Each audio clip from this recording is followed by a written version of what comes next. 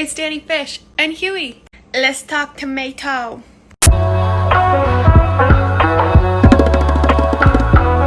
Tomato.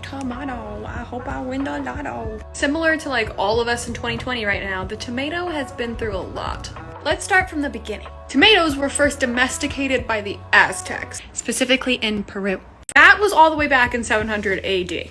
It wasn't until the 16th century that the Europeans started moseying around to other people's countries and taking all their shit. Hernan Cortez that brings over the seeds from Peru to Europe, and right off the bat, everybody is super confused. Each culture that got hold of the tomato called it something different based on what they thought that it was, which is, I think, fair. I do want to preface this by saying that Northern Europe and Southern Europe had two very different experiences with the tomato. France originally called it a pomme d'amour, which directly translates to apple of love. They called it this for obvious reasons. It's kind of like an apple. It's red, which is the color of love. They also thought that it was an aphrodisiac, which kind of just like plays into the French stereotype of like everything being romanticized about love and sex. But they didn't just reference it as one name. They didn't just call it a pomme d'amour. They also had references of calling it a pomme d'oro.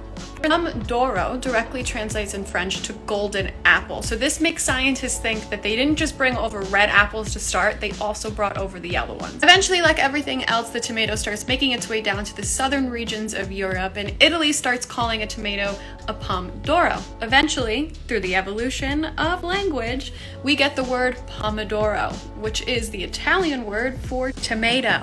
Because tomatoes grow better in those warmer Mediterranean climates, it became almost like peasant food. It was grown frequently, everybody had access to it, everybody was eating it, it was cheap to grow, it was cheap to eat, it was cheap to throw at people's faces, it was just all over the place. This also explains why in traditional Italian culture and in traditional Italian recipes, tomatoes, tomato sauces, all that jazz is a really big part of that whole culture, because that's the best climate that tomatoes can grow in. They weren't a culture that had a lot of money to begin with, so it was cheap, it was something that grew well there, and then a lot of the traditions and the recipes came from that fact. But in northern Italy, not so much. In the more northern regions, they referred to the tomato originally as the poisonous apple for two main reasons. So number one, the leaves and the stems of the tomatoes looked so close to deadly nightshade that they were convinced it was poisonous. And yes, deadly nightshade is an actual thing, not just something a Nightmare Before Christmas. Although she used it perfectly.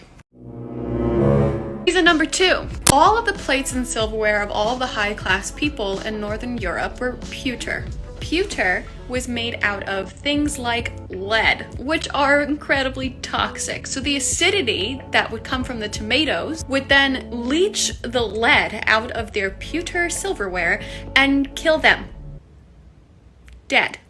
It wasn't killing anybody in Southern Europe because they didn't have the money to eat off of pewter. They were eating off of wood and like the floor.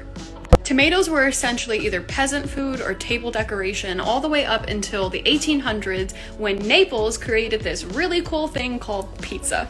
Pizza was genuinely the first introduction of tomatoes being used as a high-class ingredient. And because of pizza, it's why it has actual respect across the world. So what have we learned today? Poor tomato has been through a lot, guys. From Aztecs to aphrodisiacs, the tomato has seen it all.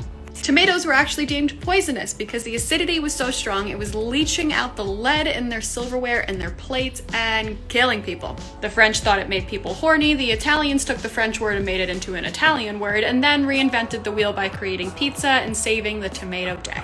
It's a tomato. I personally don't even eat tomatoes because raw tomatoes are sprayed with a chemical that makes my mouth swell. Aren't you so glad you learned something today?